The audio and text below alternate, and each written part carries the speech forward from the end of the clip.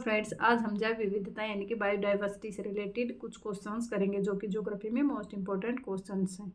चलिए करते हैं शुरुआत। क्वेश्चन नंबर 1, विषुवत से ध्रुवों की ओर जाने पर जैव विविधता में क्या परिवर्तन आता है? आंसर हो जाएगा विषुवत से ध्रुवों की ओर जाने पर जैव विविधता में ह्रास या कमी देखने को मिलती है। जैसे जैसे हम इक्वेटर से पोल्स की तरफ जाते हैं तो जैव विविधता यानी कि बायोडाइवर्सिटी में कमी होती जाती है। क्वेश्चन नंबर 2, विषुवतीय वर्त के समीप जैव विविधता अधिक होने के क्या कारण है? आंसर हो जाएगा अधिक तापमान, आर्द्रता एवं वर्षा के कारण विषुवतीय क्षेत्रों के आसपास जैव विविधता अधिक पाई जाती है। ज़्यादा टेम्परेचर, ह्यूमिडिटी और ज़्यादा रेनफॉल के कारण विषुवतीय क्षेत्रों के आसपास बायोडाइवर्सिटी अधिक पाई जाती है।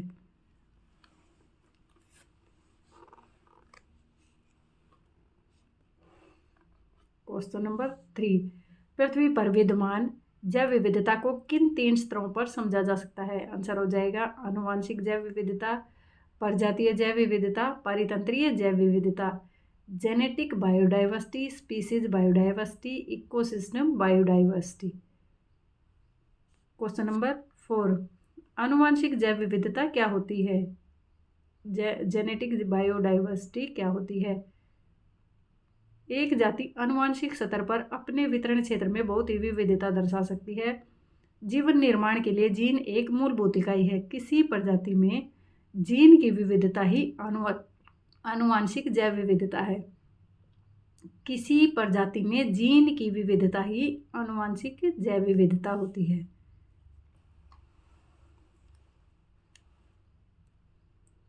क्वेश्चन नंबर 5, प्रजाति किसे कहते हैं? समान भौतिक लक्षणों वाले जीवों के समूह को प्रजाति कहते हैं। क्वेश्चन नंबर 6, मानव आनुवांशिक रूप से किस प्रजाति से संबंधित है? मानव आनुवांशिक रूप से होमो सेपियन प्रजाति से संबंधित है।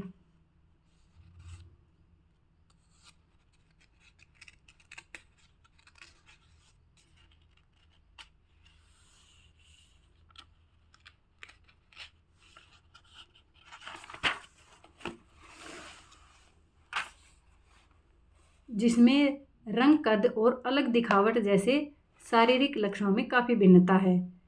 क्वेश्चन नंबर 7, प्रजातीय विविधता क्या होती है? स्पीसीज डाइवर्सिटी क्या होती है? आंसर हो जाएगा यह प्रजातियों की अनेक रूपता को बताती है। प्रजातीय विविधता किसी निर्धारित क्षेत्र में प्रजातियों की संख्या से संबंधित है। प्रजातियों की विविधता उनकी समृद्धि, प्रकार तथा बहुलता से आंकी जा सकती है। प्रजातियों की विविधता उनकी समृद्धि, प्रकार तथा बहुलता से आंकी जा सकती है। क्वेश्चन नंबर 8, हॉटस्पॉट्स किसे कहते हैं? आंसर हो जाएगा कुछ क्षेत्रों में प्रजातियों की संख्या कम होती है और कुछ में ज़्यादा। जिन क्षेत्रों में प्रजातीय विविधता अधिक होती है उन्हें विविधता के हॉटस्पॉट कहते हैं।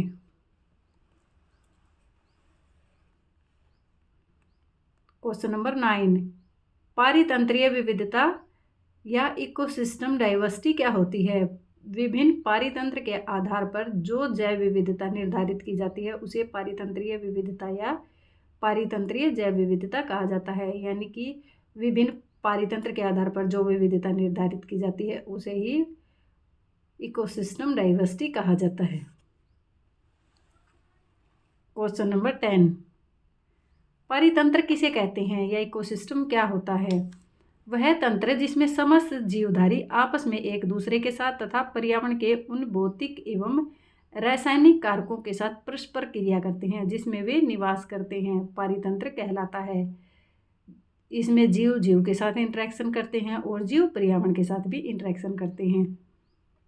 वह तंत्र जिसमें समस्त जीवधारी आपस में एक दूसरे के साथ तथा पर्यावरण के उन भौतिक तथा रासायनिक कारकों के साथ परस्पर क्रिया करते हैं, इंटरेक्शन करते हैं, जिसमें वे निवास करते हैं, वो पारितंत्र या इकोसिस्टम कहलाता है।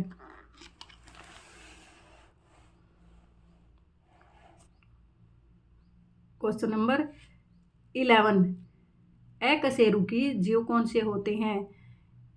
इनवर्टिब्रेट जीव कौन से होते हैं? ऐसे जीव जिसमें रीढ़ की हड्डी का विकास नहीं हुआ होता है। क्रिस्टेशिया एवं मोलस्क अकशेरुकी जीव समूह के अंतर्गत आते हैं, इनवर्टिब्रेट जीव के अंतर्गत आते हैं। ऐसे जीव जिसमें रीढ़ की हड्डी का विकास नहीं हुआ है इनवर्टिब्रेट जीव कहलाते हैं। क्वेश्चन नंबर 12, कशेरुकी समूह के अंतर्गत कौन से जीव आते हैं? सरीसृप, मत्स्य एवं सभी स्तनधारी कशेरुकी यानी कि वर्टिब्रेट समूह के अंतर्गत आते हैं, क्योंकि इसमें इनमें रीढ़ की हड्डी का विकास होता है। क्वेश्चन नंबर 13, शैवाल पादप वर्ग समूह के अंतर्गत कौन आते हैं? मोसस, लाइकेन एवं शैवाल पादप वर्ग समूह के अंतर्गत आते हैं। इसमें प्रकाश संश्लेषण की क्रियाएं संपन्न होती हैं। शैवाल पादप वर्ग समूह के अंतर्गत मोसस, लाइकेन और शैवाल पादप आदि आते हैं, जो कि प्रकाश संश्लेषण की क्रियाएं करते हैं। क्वेश्चन नंबर 14, जैविक संगठन के संबंध में जैव विविधता शब्द का प्रयोग किसने किया? आंसर हो जाएगा एडवर्ड विल्सन ने।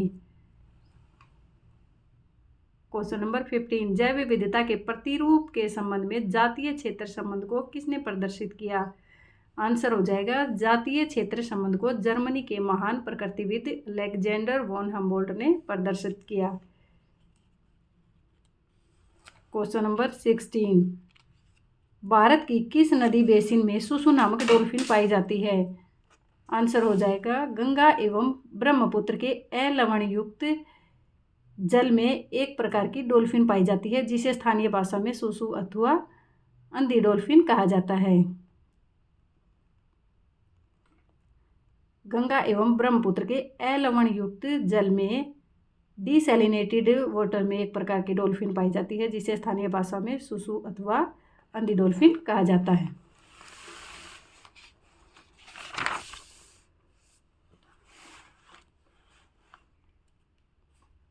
क्वेश्चन नंबर 17, जैव विविधता के अधिकतम संकट किससे हैं? यानी कि जैव विविधता को अधिकतम संकट किससे है?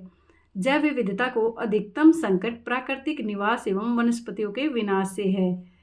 यानी कि अगर जैव विविधता जहाँ पे ज़्यादा व्याप्त है, वहाँ पर अगर प्राकृतिक निवास एवं वनस्पतियों का विनाश हो रहा है, तो वहाँ पे जैव विविधता को संकट है। प्राकृतिक आपदाओं के कारण प्राणी जात तथा वनस्पति जात को क्षति पहुँचती है और इस प्रक्रिया ने प्रभावित क्षेत्रों की जैव विविधता में बदलाव किया है। यानी कि नेचुरल डिजास्टर्स के कारण भी जैव विविधता में बदलाव होता है। क्वेश्चन नंबर 18, कौन से कारक जैव विविधता के कम होने के लिए जिम्मेदार हैं? आंसर हो जाएगा संसाधनों का अप्रत्याशित तरीके से दोहन, वैश्विक तापन, प्राकृतिक आपदाएं, प्राकृतिक आवासों का विनाश एवं विदेशज प्रजातियों के संक्रमण के परिणाम स्वरूप जैव विविधता का नियमित रूप से ह्रास हो रहा है। क्वेश्चन नंबर 19, कौन सी संस्था red data book red list जारी करती है? आंसर हो जाएगा IUCN, international union for conservation of nature. IUCN अंतर्राष्ट्रीय प्राकृतिक संरक्षण और प्राकृतिक संसाधन संरक्षण संघ संस्था रेड डाटा बुक या रेड लिस्ट जारी करती है। Question number 20, IUCN red data book या रेड लिस्ट क्यों जारी करता है? आंसर हो जाएगा संकटापन्न पौधों व जंतुओं की प्रजातियों के बारे में जानकारी प्रदान करने एवं संरक्षण को ध्यान में रखते हुए IUCN रेड डाटा बुक या रेड लिस्ट जारी करती है, ताकि ऐसे विलुप्त हो रहे जीव जंतुओं एवं पादपों को विशेष संरक्षण प्रदान कर इन्हें बचाया जा सके। IUCN इसलिए रेड डाटा बुक या रेड लिस्ट जारी करती है ताकि विलुप्त हो रहे जीव जंतुओं एवं पादपों को विशेष संरक्षण प्रदान करके उन्हें बचाया जा सके।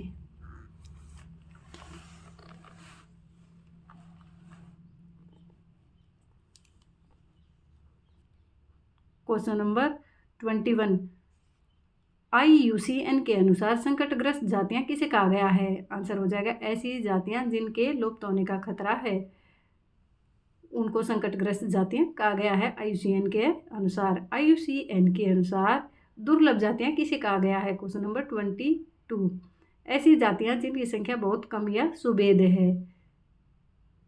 ऐसी जातियां जिनकी संख्या बहुत कम या वल्नरेबल है, उनको IUCN के अनुसार दुर्लभ जातियां कहा गया है, यानी कि रेयर जातियां। क्वेश्चन नंबर 23, CITES की फुल फॉर्म बताएं। साइट्स की फुल फॉर्म बताएं। साइट्स यानी convention on international trade in endangered species, संकटग्रस्त वन्य प्राणी जात और वनस्पति जात में अंतर्राष्ट्रीय व्यापार परिपाटी। यह है साइट्स की full form, CITES। Question number 24, संकटग्रस्त वन्य प्राणी जात और वनस्पति जात में अंतर्राष्ट्रीय व्यापार परिपाटी यानी कि CITES क्या काम करता है। CITES एक वैश्विक स्तर पर स्थापित विश्व के विभिन्न देशों की सरकारों के बीच एक अंतर्राष्ट्रीय समझौता है। इसके माध्यम से सभी पक्षियों एवं प्राणियों के वैध या अवैध व्यापार को प्रतिबंधित किया जाता है। यानी कि CITES की मदद से सभी पक्षियों एवं प्राणियों के वैध या अवैध व्यापार को प्रतिबंधित किया जाता है। क्वेश्चन नंबर 25, पारितंत्र के जीवों में गिद्धों के लुप्त होने का सबसे प्रमुख कारण क्या पाया जाता है। आंसर हो जाएगा डिक्लोफिनेक दवा। डिक्लोफिनेक दवा के कारण पारितंत्र के जीवों में गिद्धों के लुप्त होने का मेन रीजन है। रेड पांडा मुख्य रूप से कहाँ निवास करते हैं। क्वेश्चन नंबर 26, रेड पांडा पूर्वी हिमालय में मुख्य रूप से निवास करते हैं। चीन में ये अधिक संख्या में मिलते हैं। ईस्टर्न हिमालय में ये पाए जाते हैं रेड पांडा।